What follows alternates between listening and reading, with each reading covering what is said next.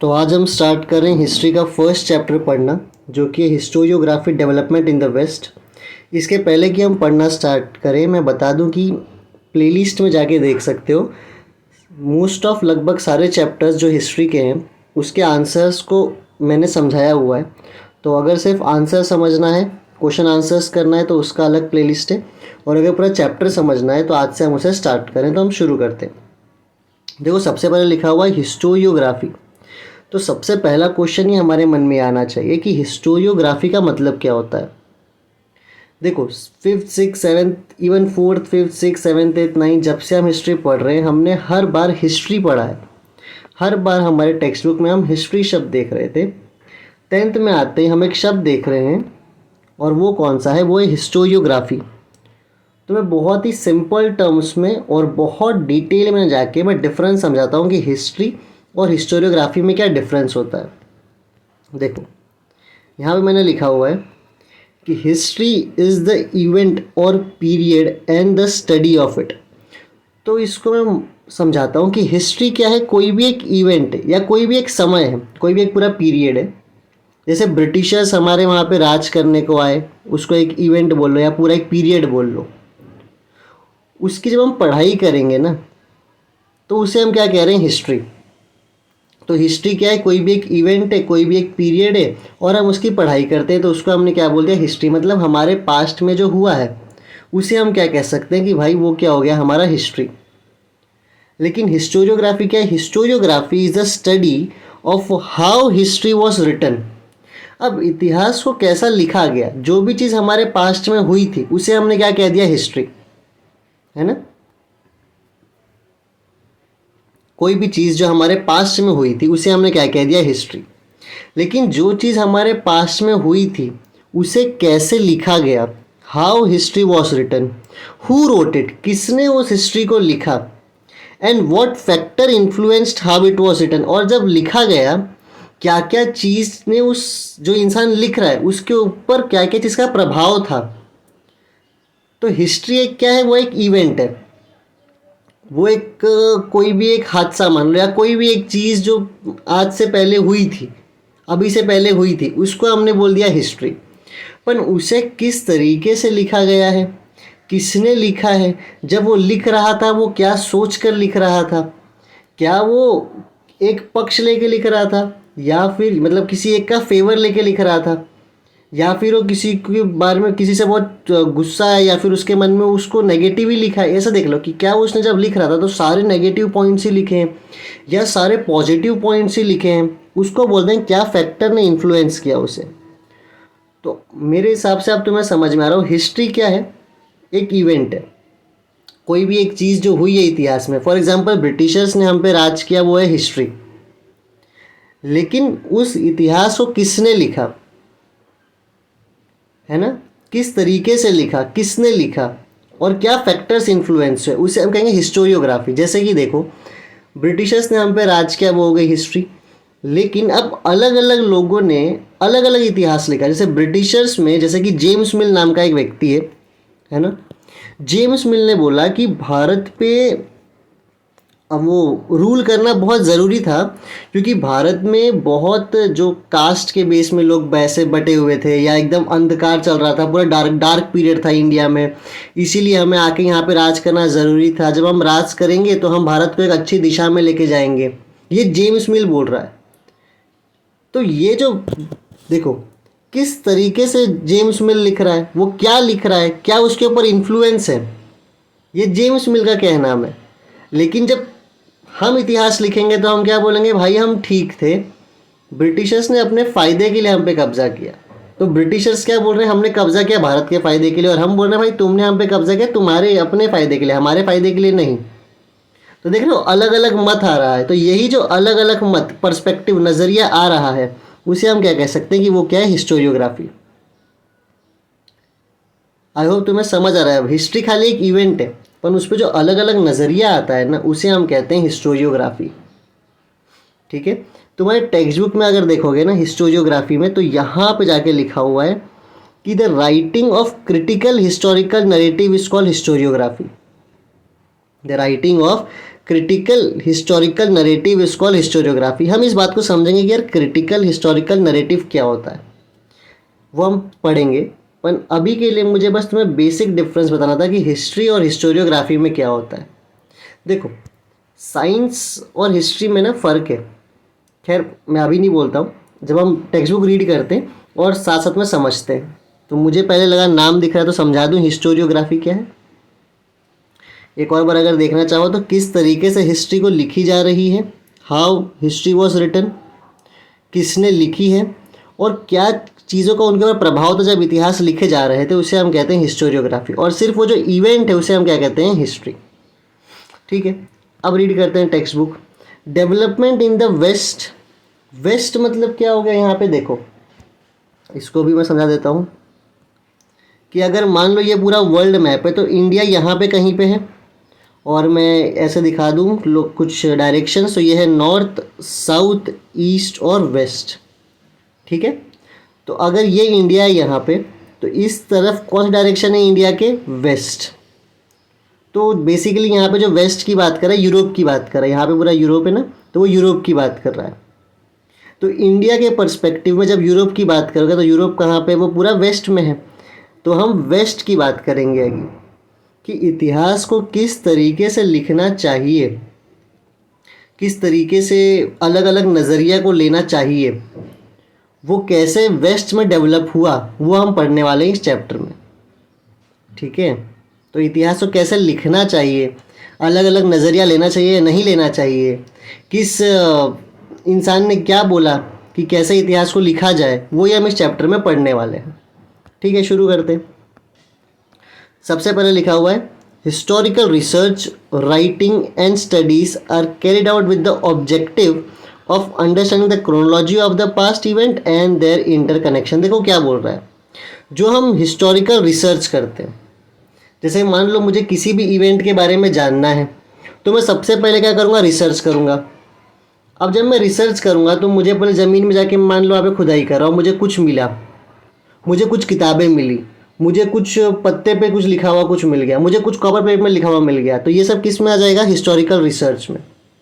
मैं उस ज़माने के लोगों ने क्या लिखा था वो पढ़ूंगा, मॉडर्न ज़माने के लोगों ने क्या लिखा था वो पढ़ूंगा, तो वो सब क्या हो गया मेरा हिस्टोरिकल रिसर्च। फिर मैं लिखूंगा उसको अपने समझ से और फिर लोग उसको पढ़ेंगे। तो हिस्टोरिकल रिसर्च हो, राइटिंग हो, स्टडीज़ हो, ये सब जो काम होता है ना, ये किसी ऑब्जेक्टिव मतलब किसी एम से होता है। और वो किस एम से होता है, वो एम होता है कुछ समझने के एम से। क्या समझना है, क्या अंडरस्टैंड करना है, हमें समझना है क्रोनोलॉजी। क्रोनोलॉजी मतलब सीक्वेंस।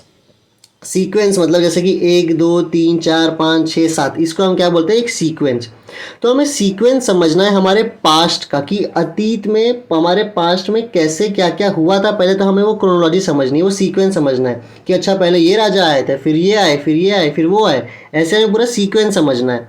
और उसके बाद उसका इंटरकनेक्शन समझना है कि कैसे ये सब एक दूसरे से जुड़े हुए हैं।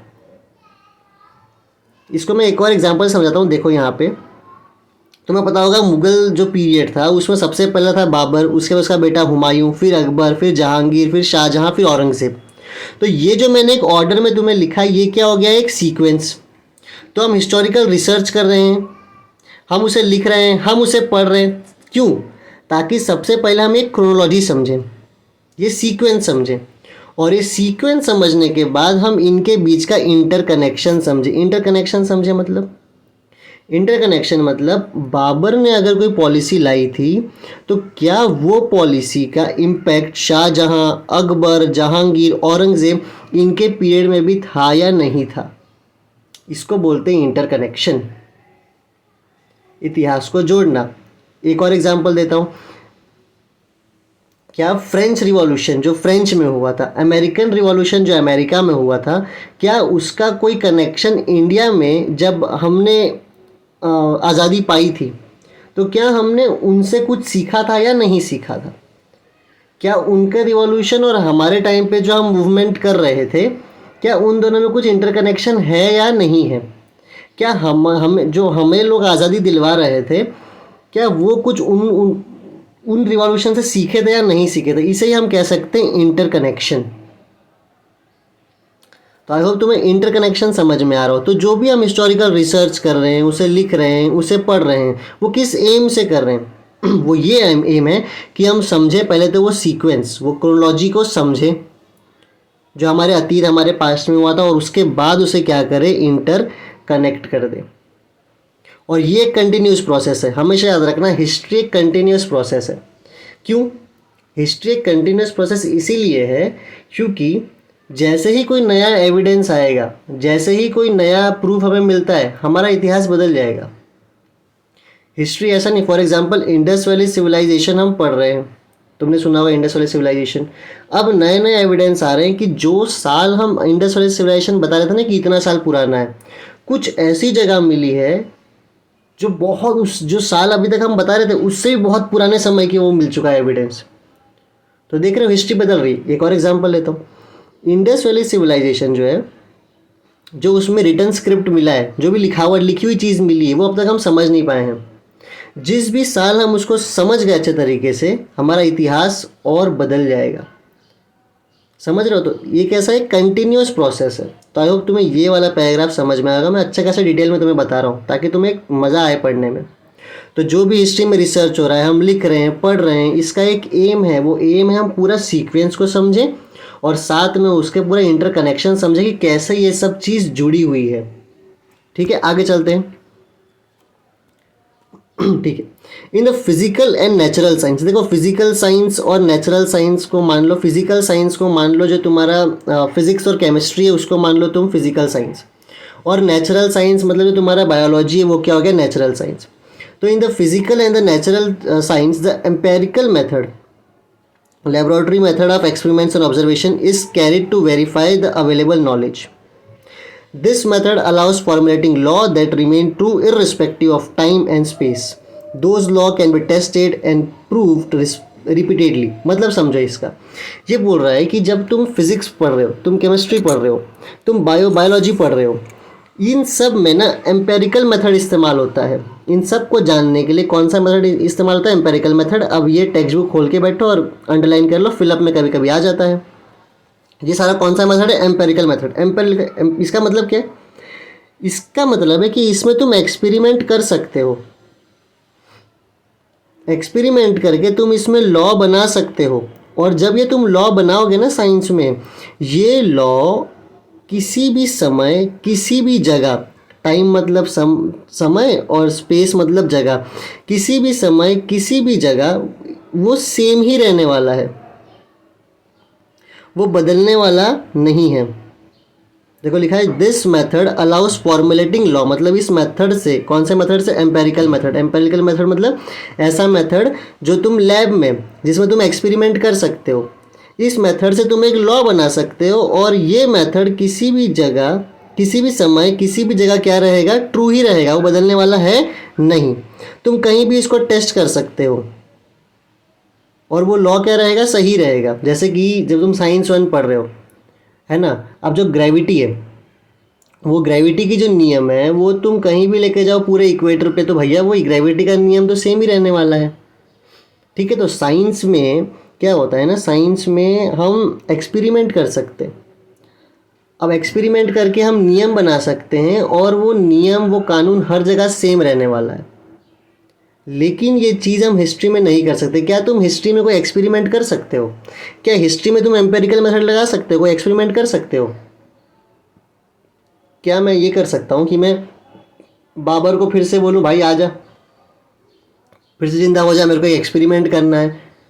हिस्ट्री में हम ऐसा नहीं कर सकते, कोई एक्सपेरिमेंट नहीं कर सकते। और क्या मैं हिस्ट्री में कोई लॉ बना सकता हूँ और क्या वो लॉ हर जगह सेम रहेगा? फॉर एग्जाम्पल मैं बोल दूँ महात्मा गांधी ने बोला था कि भाई लड़ाई नहीं करनी है।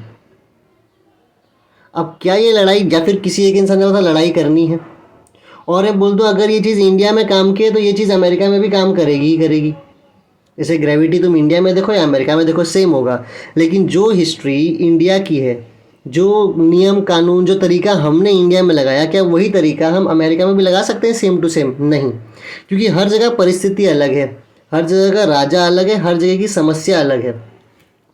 तो इस पैराग्राफ में तो ये बोल रहा है कि साइंस में तुम एम्पेरिकल मेथड इस्तेमाल करते हो, जहाँ पे तुम एक्सपेरिमेंट के द्वारा एक लॉ बना सकते हो, और वो लॉ जो है वो समय और जगह के हिसाब से हर जगह वो सेम ही रहेगा, वो ट्रू ही रहेगा हर जगह, और तुम उसको टेस्ट भी कर सकते हो। समझ गए? अब आगे देखते हैं हिस्ट्री में क्या होगा। In historical research it may not be possible to use the method of laboratory experiments and observation. भाई हिस्ट्री के रिसर्च में तुम लैब में बैठे कोई एक्सपेरिमेंट नहीं कर सकते। This is so because we were not present in the historical time and space. ये इसीलिए क्योंकि हम उस समय, टाइम मतलब समय और स्पेस मतलब जगह, हम उस समय उस जगह प्रेजेंट नहीं थे। And the historical events can not be recreated, और जो हो चुका है उसको हम रिक्रिएट कर सकते नहीं हैं, इसीलिए हम एक्सपेरिमेंट और ऑब्जर्वेशन नहीं कर सकते। Also in history it is not possible to formulate laws that remain true irrespective of time and space. History में हमको ऐसा नियम भी नहीं बना सकते कि किसी भी जगह किसी भी समय भाई वो नियम लगेगा ही लगेगा, ऐसा पॉसिबल है नहीं। मैं एक और एग्जांपल देता हूँ। देखो कि तुम्हारे पेरेंट्स तुम्हें पाल रहे हैं और तुम्हारे दोस्त के पेरेंट्स उसे पाल रहे हैं। अब हर पेरेंट्स का अपने बच्चे को पालना, उसे कुछ सिखाना, सबका अलग अलग तरीका है।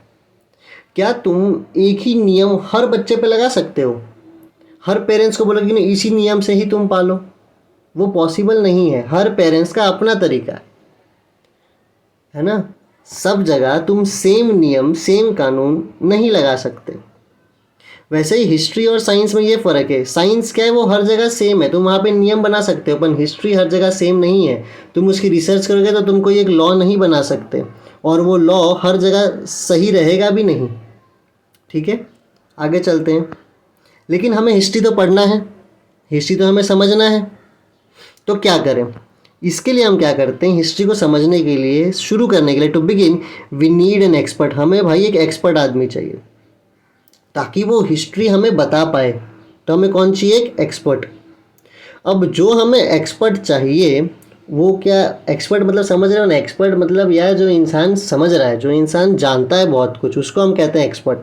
अब उसको क्या पता होना चाहिए? एक्सपर्ट को पता होना चाहिए language and script of historical documents. तो जो भी हिस्ट्री का डॉक्यूमेंट मिलेगा, तो जो एक्सपर्ट होगा ना उसको अलग अलग भाषा और उसके स्क्रिप्ट पता होने चाहिए। क्यों? ताकि वो उसे पढ़ सके और उसे समझ सके, in order to read it and understand its meaning. तो जो भी एक्सपर्ट होगा उसे अलग अलग भाषाएं, अलग अलग स्क्रिप्ट, नहीं बताऊंगा लैंग्वेज और स्क्रिप्ट क्या होता है, अलग अलग भाषा, अलग अलग स्क्रिप्ट आना चाहिए। क्यों आना चाहिए? ताकि वो उसे पढ़ सके और उसे समझ सके। देखो लैंग्वेज और स्क्रिप्ट में डिफरेंस समझो। जब तुम इंग्लिश बोलते हो ना, तो तुम क्या बोल रहे हो? कौन सी भाषा बोल रहे हो? इंग्लिश। और जब तुम इंग्लिश को लिखते हो तो वो कौन सी स्क्रिप्ट है? लैटिन।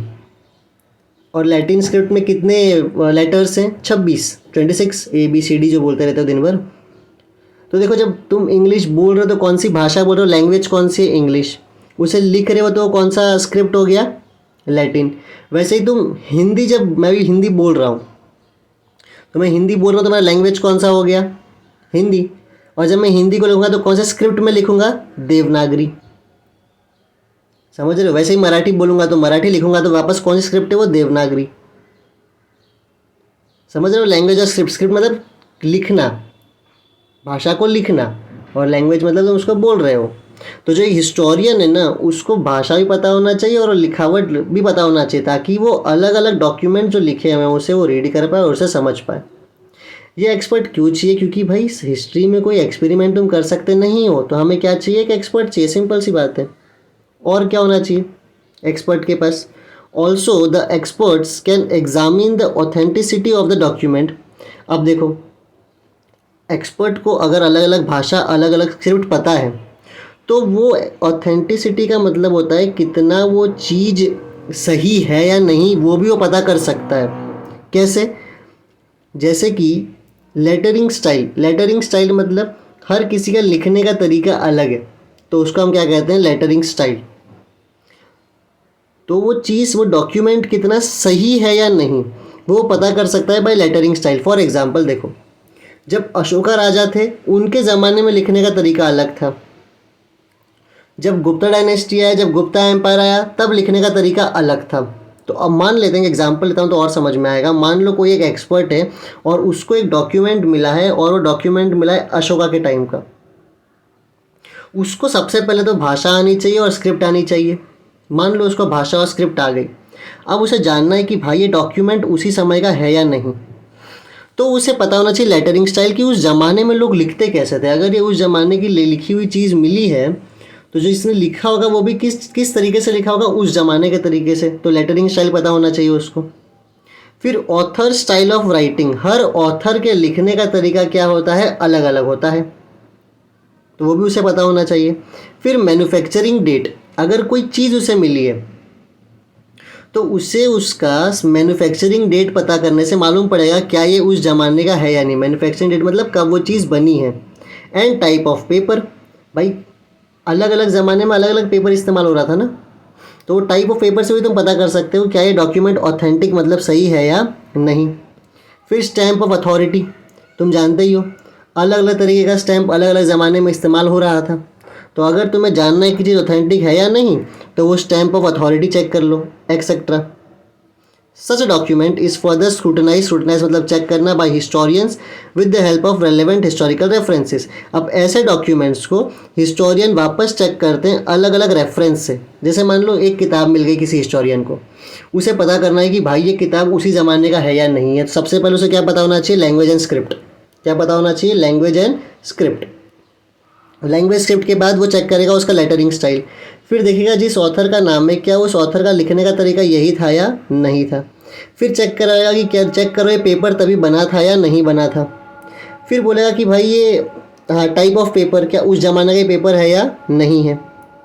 फिर स्टैम्प भी चेक करेगा। इतना ही नहीं, वो उसके बाद अलग अलग चीज़ जो उसे मान लो उस किताब में लिखा है कि ये जो किताब है मैंने इस जगह पे बैठ के लिखी थी और इस जगह पे ये और चीज़ें थी, तो वो अगर किताब में लिखा है तो वो उन चीज़ों को वहाँ पे जाके ढूंढवाएगा कि खुदो ये चीज़ मिल रही है यहाँ पे या नहीं मिल रही है।